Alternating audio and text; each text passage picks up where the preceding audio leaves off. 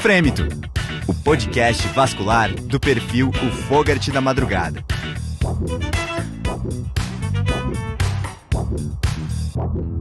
Bem-vindos de volta ao Frêmito, o podcast vascular do perfil do Fogart da Madrugada. Eu sou o Arthur Curtarelli e compondo a equipe do Fogart estão comigo o Luiz Eduardo e o Fábio Goldbach.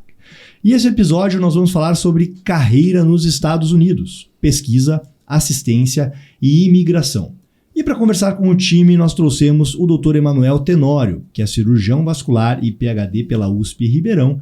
E o Emanuel é reconhecido mundialmente por suas pesquisas sobre a aorta e tem uma rica experiência como pesquisador clínico, tendo atuado na Mayo Clinic em Rochester por 3 anos e também na Universidade do Texas, em Houston, por 2 anos. Fora uma série de outras formações e titulações que o Emanuel tem e vai contar aqui pra gente. Emanuel, seja bem-vindo, cara, ao podcast. Obrigado, Arthur, Fábio e Luiz, pelo convite. Estou extremamente honrado em participar desse podcast. Acho que a iniciativa de vocês é única, né? Inclusive é a primeira no nosso país e talvez na América Latina. E obrigado mais uma vez aí pelo convite. Cara, é uma honra gigante para nós ter você aqui, né? A gente sabe que se jogar teu nome aí no PubMed, trava o sistema de tanto paper que aparece, né, cara? E assim, você vai nos congressos, aí, sei lá, tem um cara super famoso apresentando aí, não sei quem, Emanuel Tenório, tá no paper que ele apresenta. Aí outro paper, Emanuel Tenório e assim por diante, o congresso inteiro, cara. Acho então, que não tem um vascular que nunca leu o nome do Emanuel Tenório. Se você não conhece, acesse o YouTube e veja quem é Emanuel Tenório. Ou o PubMed, né? Tá até mais fácil de conseguir. Não vai ver a foto daí, né? Mas, verdade. Exatamente. E, cara, e o Luiz Eduardo é teu R1 favorito, então, né, meu? Exato. Eu tive o prazer de conhecer o Luiz eu já tinha terminado o meu treinamento na USP de Ribeirão Preto e estava na assistência por 2 anos. Foi quando ele chegou como R1 e era a época que eu estava na transição de sair da USP, né, e ir para os Estados Unidos. Então, na realidade, o Emanuel saiu fugido, né? Eu caio comigo com o R1 de fora perdido e falou, cara, deixa eu ir embora. Até antecipou a saída. Antecipou passagem, foi embora, falou para esse lugar que tá caindo a qualidade, né? Não é mais para mim. Não é mais o mesmo, né? Mas eu tive o prazer de passar algum tempinho, algumas semanas com ele lá no hospital, enfim, ambulatório, algumas cirurgiazinhas, foi bacana. Fábio, seja bem-vindo aí a mais um Obrigado. episódio, Cara, uma honra imensa aqui conhecer o Emanuel, entrevistar ele depois de tanto ler o material que ele publica. Aqui hoje vai ser um prazer muito grande. A gente chegou a cogitar e comprar passagens para Rochester. Não fomos por causa do frio, apenas. Né? Não tinha nada a ver com o valor financeiro para entrevistá-lo lá, apenas por causa... Passou muito frio lá, não? Então, um pouco, cara. Assim, a Rochester é uma cidade pequena, né? Mas tem a gente consegue acompanhar as 4 estações do ano bem definidas. E a pior estação do ano, com certeza, é o inverno. Principalmente para mim, só remontando minhas origens, eu sou do interior de Pernambuco, né? Uma cidade chamada Iati, cidade bem pequenininha que fica na transição entre o Agreste e o Sertão. Portanto, uma cidade muito quente. E eu fui para uma cidade que no inverno chega a fazer menos 25, menos 30 graus Celsius. Ou seja, assim, o primeiro ano eu lembro direitinho, assim, foi agradável porque foi aquela primeira vez, entendeu? Aí o segundo ano a gente fica, poxa, que lugar... Deprimido. Você chegou a pensar em não ir pelo frio? Não, assim, é porque eu não conhecia, entendeu? E a minha decisão, eu estava na transição, acabei minha residência na USP de Ribeirão. No 5º ano eu iniciei o meu doutorado lá, certo? Aí eu passei mais 2 anos na assistência e nesses 2 anos eu terminei a minha tese e defendi. Eu defendi minha tese numa terça-feira, dia 4 de maio. Dia 5 de maio eu viajei para os Estados Unidos. Então, e a minha decisão, assim, eu sou extremamente grato ao professor Edivaldo e ao professor Maurício, né? Que através do network com eles foi que eu consegui essa posição para ir para a Mayo Clinic.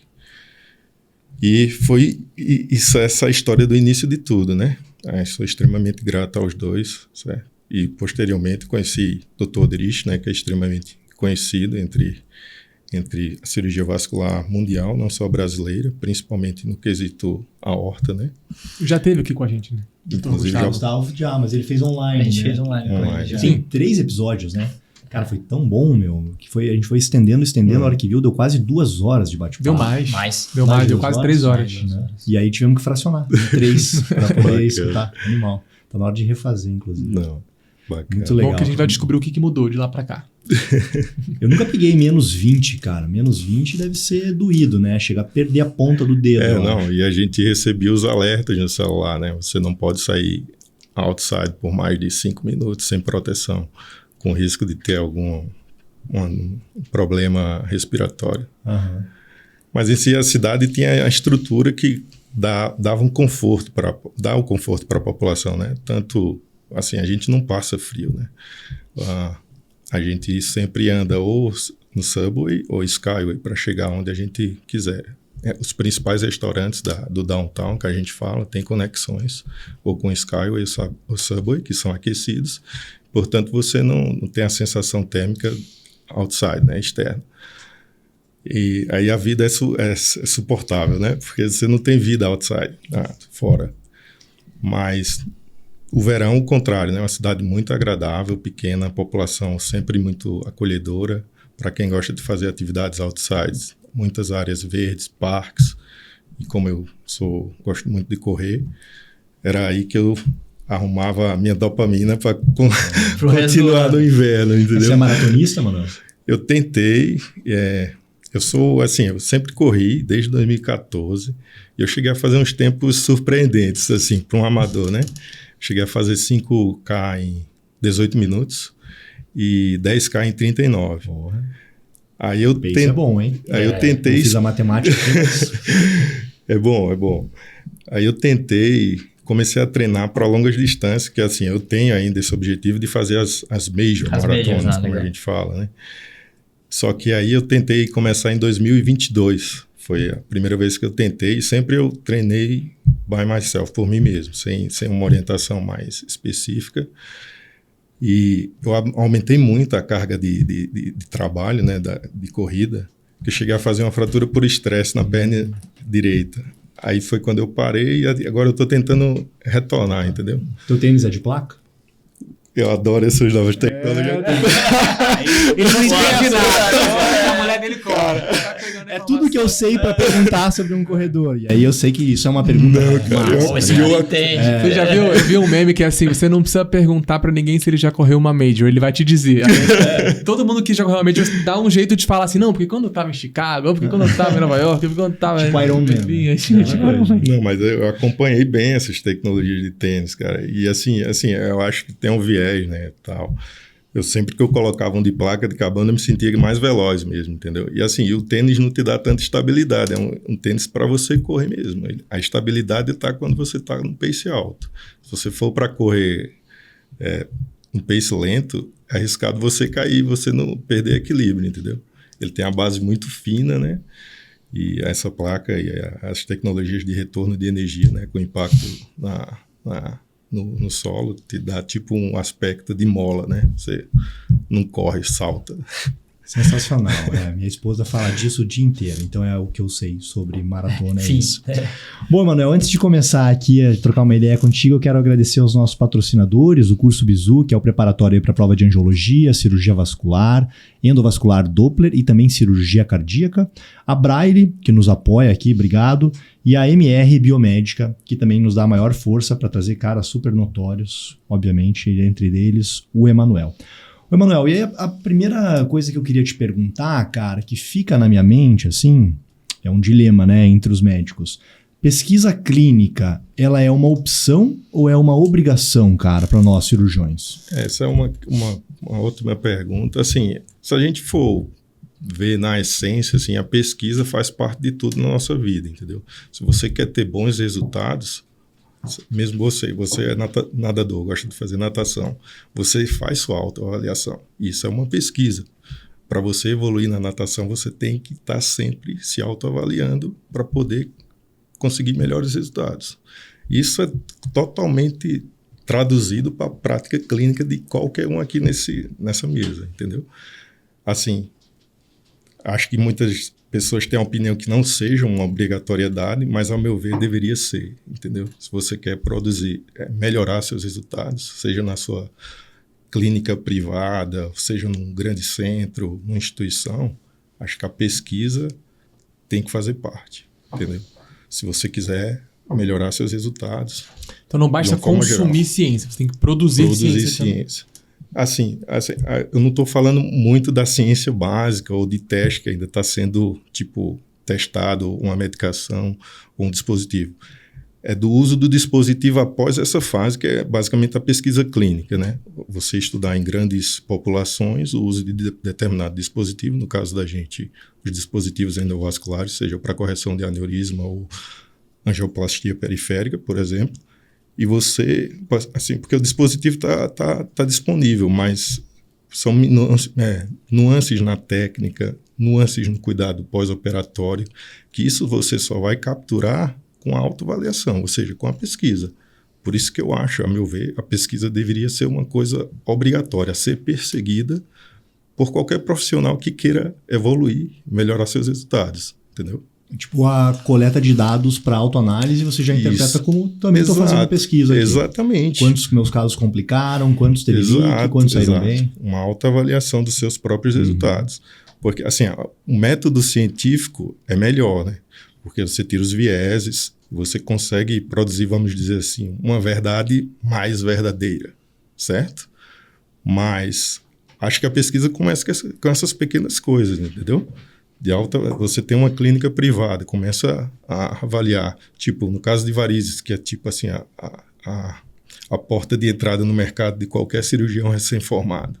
Você, tipo, colocar no seu prontuário médico o simples fato de fazer uma avaliação da qualidade de vida daquela paciente. Sei lá, um questionário com 10 questões. Não vai demorar 5 minutos.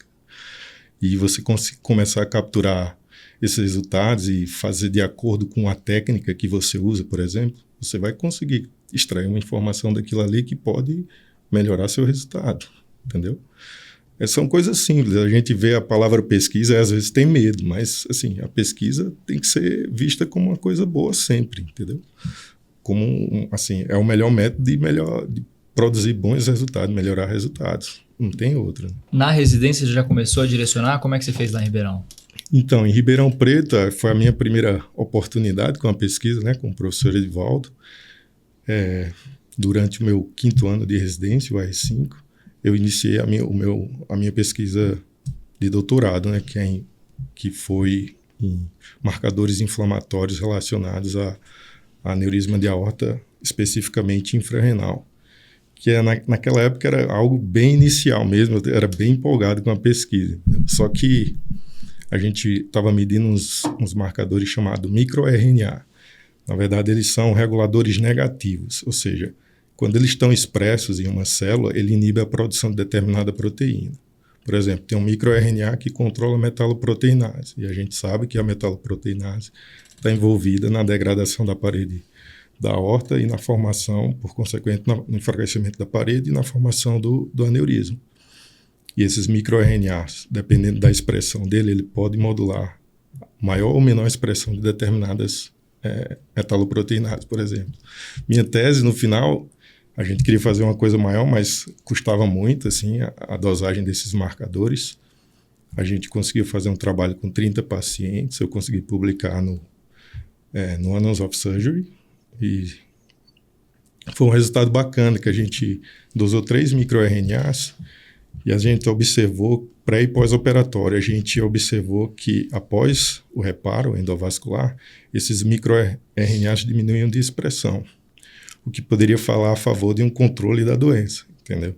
Só que aí, assim, o próximo passo era, por exemplo, ver se o paciente tivesse um endoleak, se esses microRNAs responderiam aumentando sua expressão.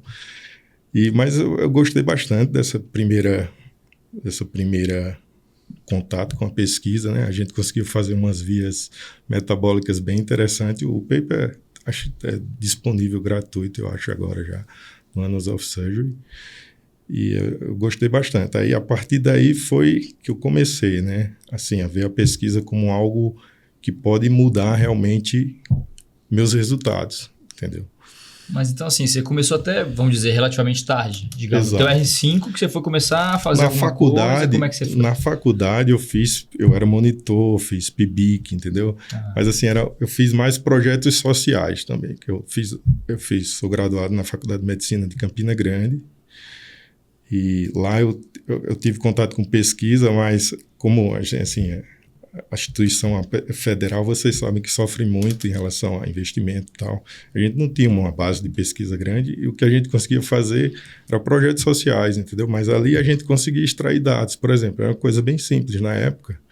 A gente dava palestras de orientação sexual na comunidade estudantil de Campina Grande, na periferia.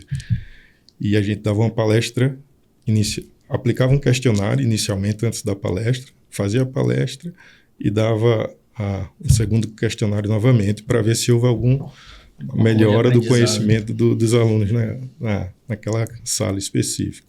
E a gente conseguiu ver esses resultados. Inclusive, eu fui para o congresso eu não lembro o ano, mas foi o congresso de DST brasileiro em BH. Foi a primeira vez que eu fui para Belo Horizonte. E, Manuel, como é que foi essa transição entre você começar a produzir ciência e pesquisa aqui no Brasil e você ir para os Estados Unidos e depois resolver ficar lá? Então, aí, assim, aquela coisa, eu fui para a Mayo Clinic, né? Assim, a Mayo Clinic, eu acho que é o 8º ano consecutivo que ela é eleita o melhor hospital do mundo, entendeu? Assim, é uma coisa fascinante. Eu acho que para quem vê a medicina como, assim, o ato de cuidar do outro, assim, acho que é o lugar que todo mundo deveria conhecer antes de morrer. Porque, cara, é surreal. Assim, por exemplo, o Gonda, né, que é o prédio das clínicas, a gente chega a um prédio super bonito, cheio de obras de artes, aí cada andar tem um piano, às vezes um acompanhante do paciente começa a tocar piano, entendeu? Ou seja, o ambiente ali já eleva a autoestima do doente em 30%, 40%, e o resto do trabalho é o médico mesmo, entendeu? E isso tem fundo científico, inclusive. A mentalidade, o lugar, tudo, influencia no resultado, seja da cirurgia ou do tratamento em si. E a forma de trabalhar lá com o Oderich, aí é o que me impressionava mais ainda, né?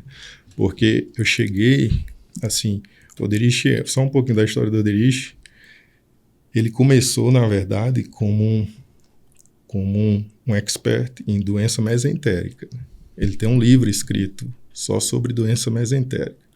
E depois ele mudou especificamente para doença de aorta.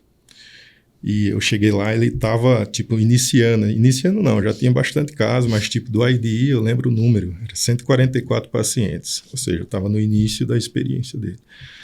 Eu fui acompanhando toda essa experiência e eu fui notando o quanto a gente via, porque assim, o IDE tem um monte de formulários com a criação de um banco de dados eletrônico que a gente tem acesso. Com base nisso, a gente consegue ver o que é que está acontecendo, o que é que explica um resultado, se é esse ou não. E à medida que a gente via isso nos resultados, nos bancos de dados e fazia a alteração e via a melhora do resultado. Aí isso assim, cara, para mim, pelo menos, é sedutor, entendeu? Aí, assim, o outro ponto também, que eu fui me estendendo muito lá também, né? Passei 3 anos, falei, voltar para o Brasil agora eu acho que não é uma boa opção. Eu já estou habituado aqui e gosto dessa parte de pesquisa. Só que, assim, só pesquisa para mim não é o suficiente, entendeu? Assim, é bom, bacana, mas a atividade clínica eu acho que é essencial para mim também. Aí foi no momento que eu decidi, não, agora eu tenho que encarar essa outra parte, que é as provas, né, do SMLE para fazer a validação, que é um processo bem difícil, acho que vocês já conhecem. E aí também teve umas mudanças de atitude minha nesse momento, né? A equipe cresceu, né? Inclusive tanto estrangeiro como brasileiro, né? O Guilherme e a Juliana chegaram agora no final, ajudaram bastante nesse processo. E eu passei a delegar mais, entendeu? Porque eu lembro, eu cheguei na MEI em 2017, em 2017 eu tinha a ajuda de um estatístico, que era o Shen, que era um cara muito gente boa, um japonês. E Só que ele se aposentou e a gente perdeu, cara. Eu fiquei sozinho com tudo, praticamente. Aí era uma época que eu tinha que dar conta de muita coisa e eu não tinha espaço para tentar sair do... Tipo, a gente fala buraco negro, né? Cuidado, não fica muito tempo na pesquisa. É bom, mas ela pode te engolir, entendeu? Porque os dados vão crescendo, você vai se envolvendo em mais coisas. Tem um monte de network, né? Porque é o Derich. O Derich é conhecido mundialmente. Aí começa a fazer trabalhos multicêntricos, transnacionais, transatlânticos, que a gente até fez um consórcio assim. Você começa a ter que lidar com dados de vários países. Às vezes o cara manda em línguas diferentes, alemão, italiano, aí você fica muito sobrecarregado. Mas aí eu consegui vencer, né? Eu acho que, para mim, é o melhor, entendeu? Com base nisso, essa parte que eu gosto de ver o seu resultado, mudar e ver o seu resultado, sempre estar avaliando o seu resultado. Eu acho que é a forma correta de se praticar uma medicina de qualidade, entendeu? Cara, e eu acho que muitos brasileiros aqui, muitos vasculares, sonham em conseguir uma posição de Research Fellow lá fora, né? Você teve a ajuda do professor Edivaldo, que é um grande cara lá do Maurício, mas de forma geral, para quem não tem um padrinho, como é que consegue um Research Fellow nos Estados Unidos? Então, hoje eu acho que a melhor forma é o padrinho, cara. Porque assim, é difícil você encontrar essas vagas disponíveis no website da instituição.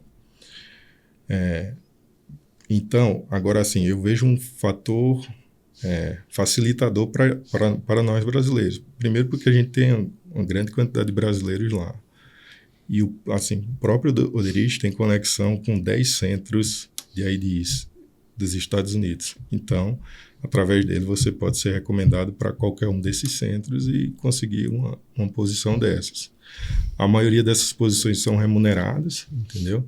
Ou até alguém que tiver interesse posteriormente, pode até entrar em contato comigo e a gente pode ver. E você acha que faz sentido ir para ficar um período e voltar? Ou a pessoa que vai é quem já está querendo ficar lá? Eu acho que vale pela mentalidade, entendeu? Porque eu acho que falta isso no Brasil, entendeu?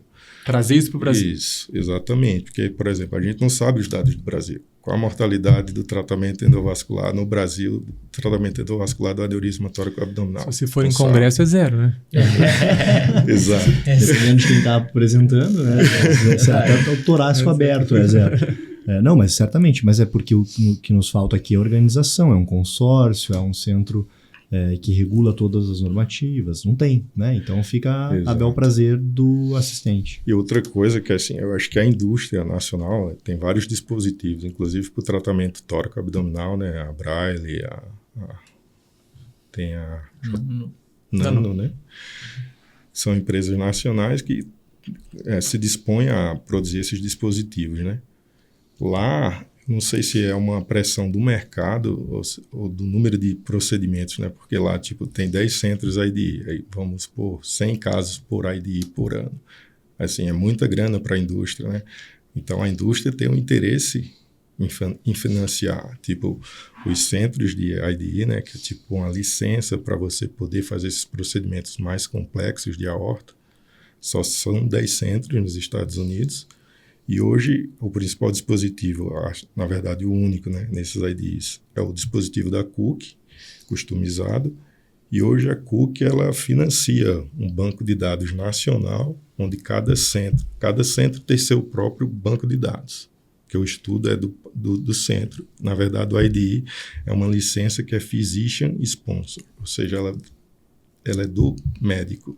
Se o médico sair da instituição, o IDE vai junto com ele. Isso aconteceu com vocês, não aconteceu? Isso, exato. O Derich inicialmente estava na Mayo Clinic. Quando ele mudou para Houston, a Universidade do Texas, o IDE foi junto com ele, certo? É uma licença Physician Sponsor, né? Só que a Cook, como viu, assim, acho que o interesse é comercial também, né? Lógico. Mas financia esse banco de dados comum, onde cada centro em comum acordo, obedecendo todos os rituais de ética e tal, os disclosures, e ela financia nacionalmente esse banco de dados, onde cada centro, além de ter seu próprio banco de dados, põe os seus dados nesse banco de dados comum a todos esses 10 centros. Aí, tipo, a gente tem dados de 4 mil, 5 mil Você pacientes. pode usar os dados de todo mundo. Pode, isso. Sempre você tem que propor a pesquisa que você quer fazer. Existem mais de 100 variáveis. Você pode escolher uma variável, eu quero ver isso aqui, e propor por grupo, o grupo aprova e você tem acesso a todo o banco de dados. Entendeu? Isso é uma das diferenças aqui da questão do Brasil, né? De ter os centros de tratamento de aorta. A gente até discutiu isso em outros podcasts já, de que aqui não tem esse modelo, que na verdade às vezes você tem um proctor que tem que levar para o local. Você acha que isso também é uma das coisas que trava? Eu não sou fã dessa política de proctor, cara. Acho que o paciente tem que ir para um lugar que ele vai ser visto do início ao fim, cara. Isso é o que faz o resultado ser bom. Não adianta o cara ser o melhor cirurgião do mundo, vai operar, não sei, lá nos cafundós, não ter um cuidado pós-operatório adequado, faz uma cirurgia linda, no 13º PO o paciente morre, entendeu? Eu acho que tem que se criar os centros. Essa é a forma de evoluir com os resultados e de ter publicações no Brasil a respeito. Então, qual que é a esperança, assim, o futuro da pesquisa clínica no Brasil? Então, para quem vai e volta, para quem quer produzir aqui. Porque, assim, aqui a gente não tem centros, então os dados são muito heterogêneos. Nos Estados Unidos são 10 centros, um número limitado de médicos que operam. Aqui não tem centro, são 500 milhões de médicos que operam, poucos casos cada um. Como é que a gente consegue levar esses dados a sério hoje e como que a gente pode fazer para otimizar isso no futuro? Ou menos uniformizar, né? Assim, eu acho que lá também tem uma questão da instituição em si, né? Tipo, a instituição às vezes exige que o procedimento seja feito pelo aquele physician ali. Tipo, na UT, um aneurisma tóraco abdominal complexo é o Derich.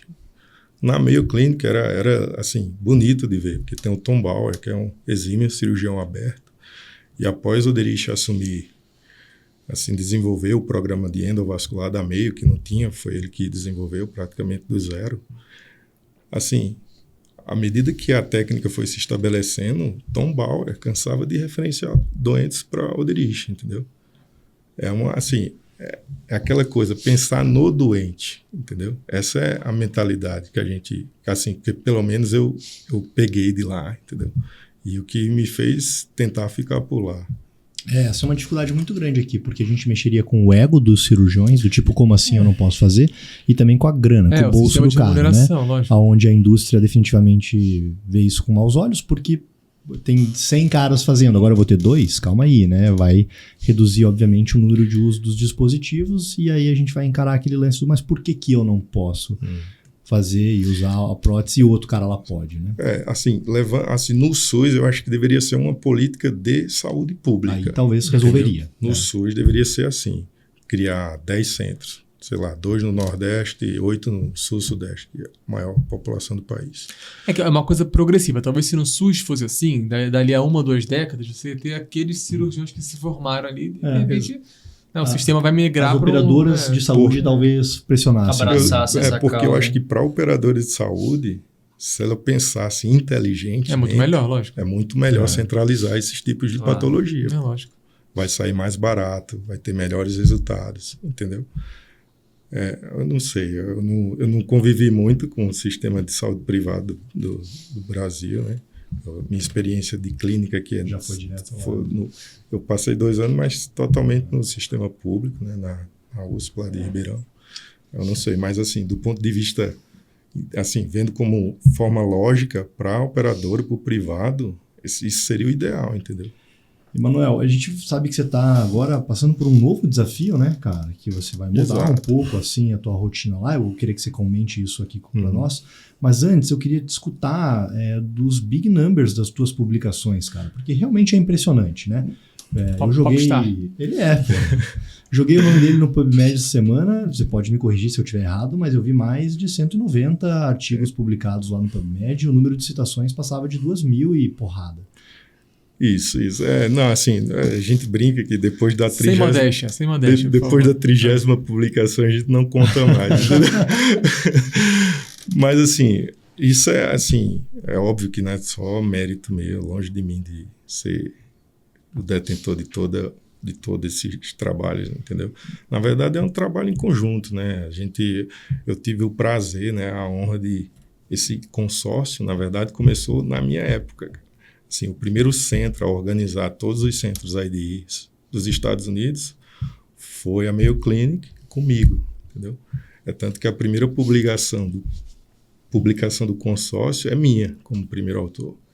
Tirando os PIs, eu devo ser a pessoa normal que tem mais publicações do consórcio, tanto como primeiro autor como coautor, entendeu? Aí, assim, eu trabalhei com esse banco de dados gigante e, além disso, os networks que a gente faz, né? A gente sempre recebia muita gente na Mayo, na IoT, e sempre surge ideias de trabalho, né? Sair para fora também, para visitar outros centros. Fui para a Alemanha, conhecer lá o Thilo Kobel, que é um exímio cirurgião também. E aí surgem os networks que a gente fala e assim, isso se torna uma coisa exponencial. Cara, mas assim, na minha mente, ó, você falou aí de 5 anos de trabalho em pesquisa, né? Cara, essa matemática não bate.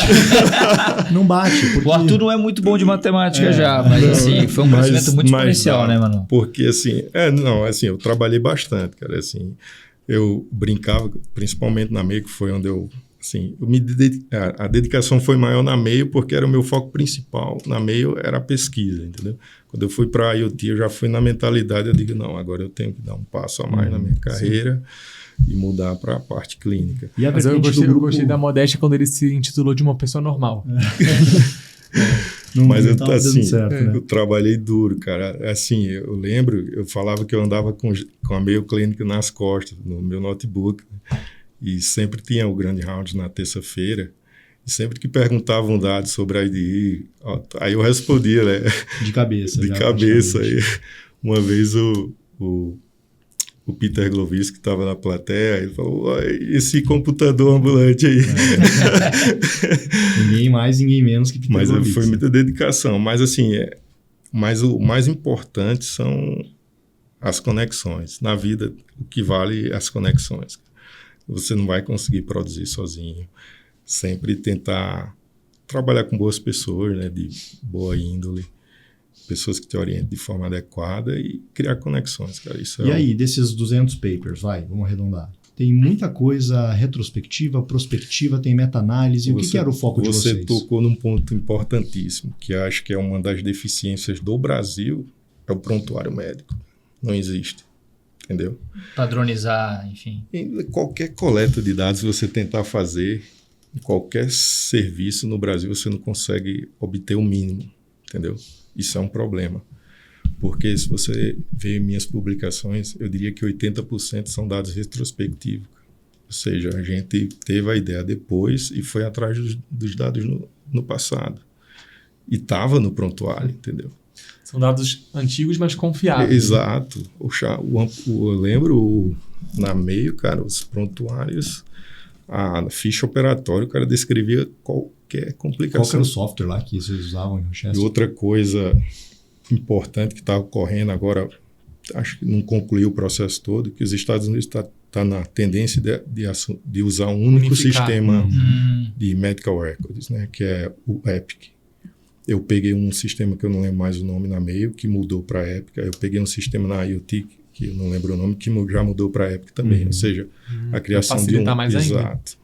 Tipo, o paciente foi visto em John Hopkins, entra no Epic, ele pega as informações do paciente quando ele passou na IoT. Nossa, isso é sensacional, né, cara? Imagina isso. Tendência é uniformizar cada vez mais, vai ficar mais fácil de coletar dados, né? A própria PSVS tem um banco de dados próprio, né, cara? E a criação dos bancos de dados nacionais, né? Tem o VQI, né? Que é o Vascular Quality Initiative, que é, tipo, cada instituição pode comprar, existe um módulo praticamente para qualquer doença vascular. A instituição compra um módulo, tipo aorta torácica, implanta no sistema e começa a alimentar esses dados. Mas se você quiser fazer um trabalho, você descreve a sua ideia de trabalho e submete, aprovado, e você faz o trabalho.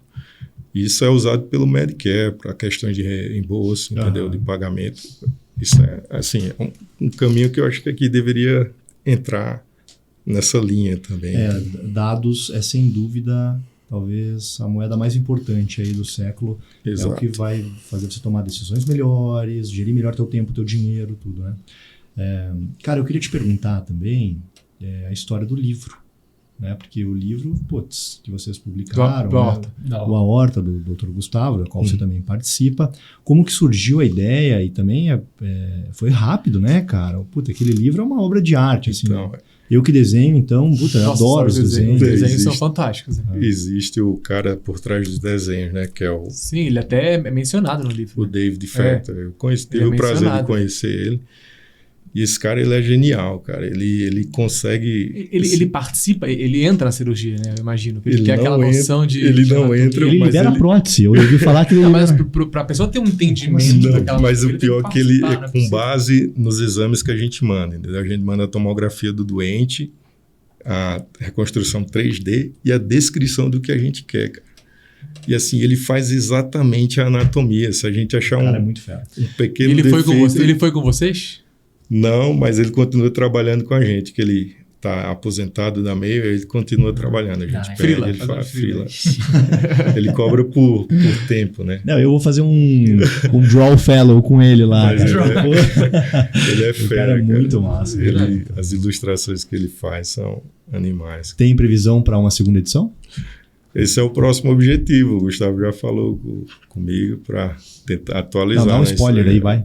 Não, eu acho que será um próximo trabalho aí, focar, Eu tenho será uma pergunta atualizar que é esse uma livro. curiosidade. Você tem alguma publicação favorita? Cara, a minha primeira publicação no Annals of Surgery, que é o jornal mais antigo de cirurgia, eu acho que é o jornal mais prestigiado da cirurgia, vamos dizer assim. E foi justamente uma daquelas coisas que a gente viu nos dados da gente, que levou a uma mudança.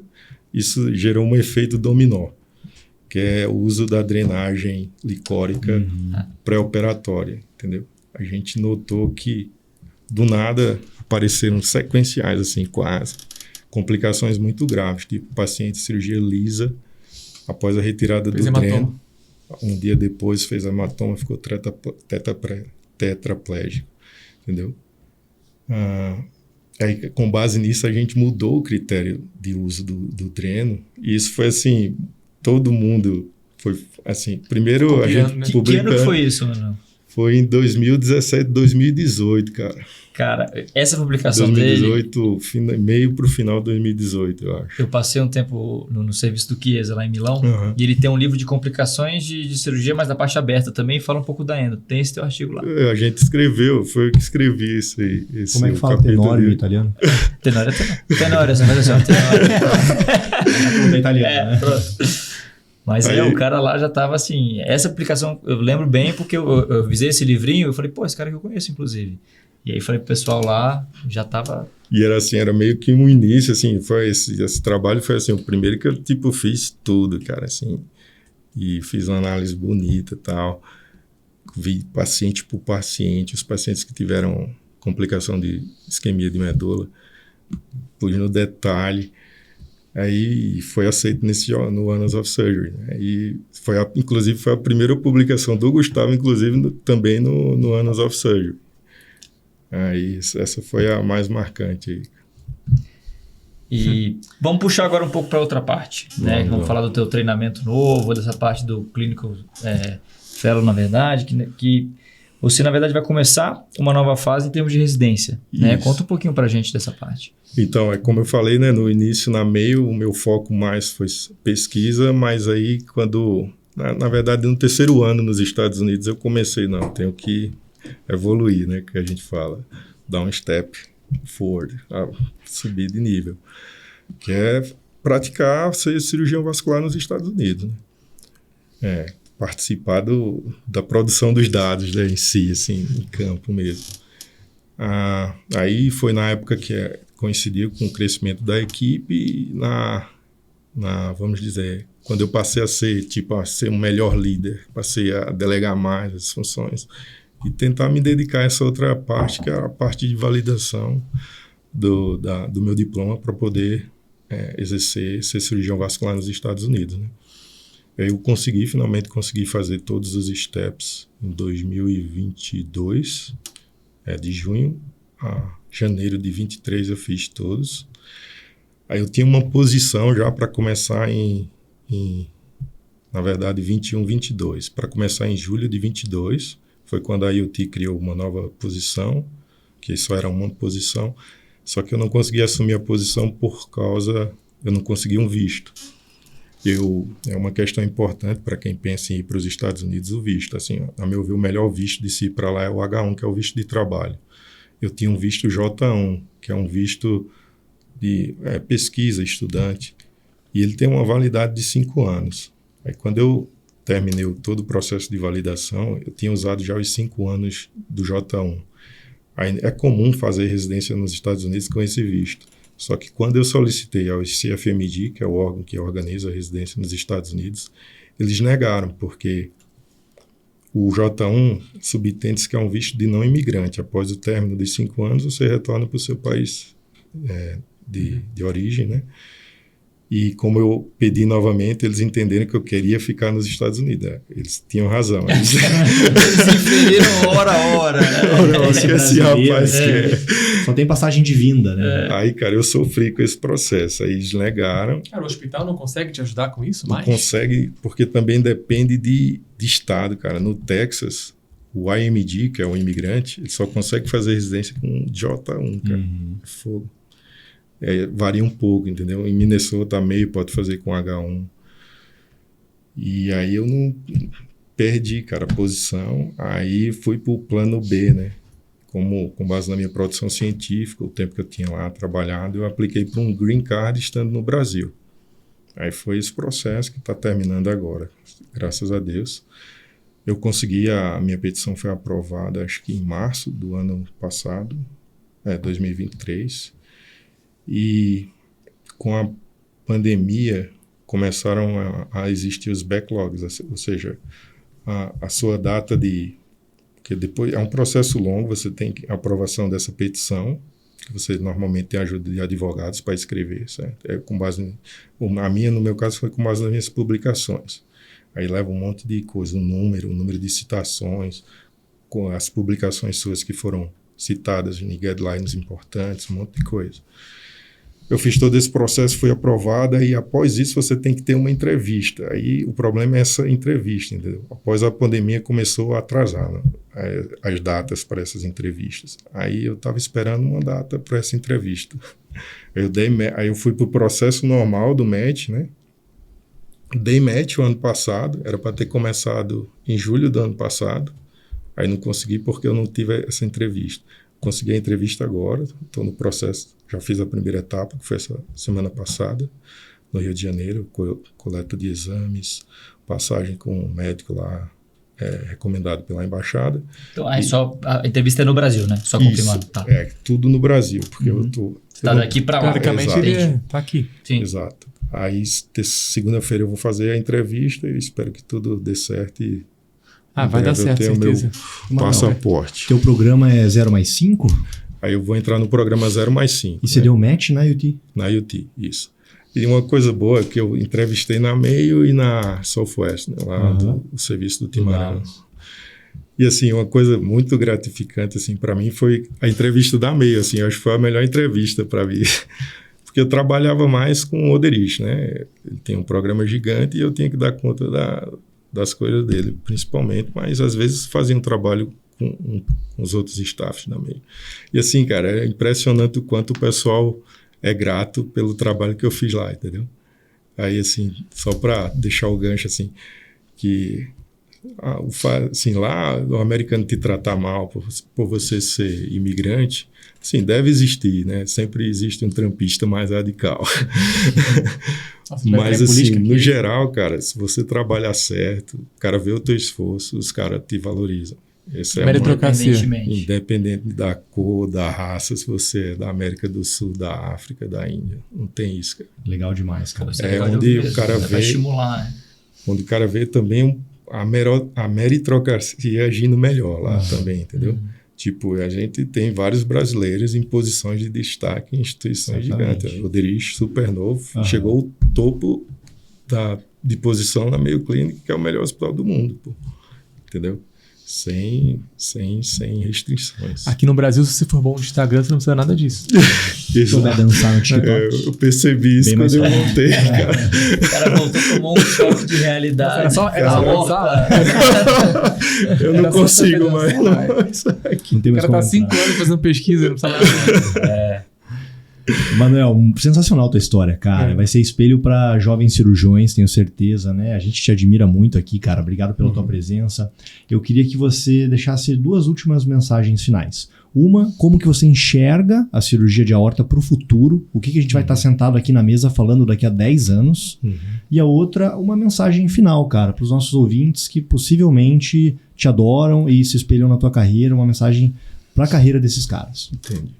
Assim, a cirurgia vascular, assim, a endovascular, né, o tratamento de patologias complexas da aorta com as técnicas endovasculares, acho que foi um enorme avanço, né?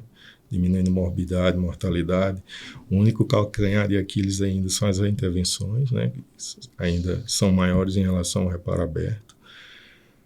Em termos de tecnologia, a gente, de novas ideias, né? De qual alvo investir no futuro para tentar controlar melhor a doença, porque, na verdade, a aorta é um órgão, é o maior órgão do corpo, e dependendo do segmento, tem uma fisiopatologia.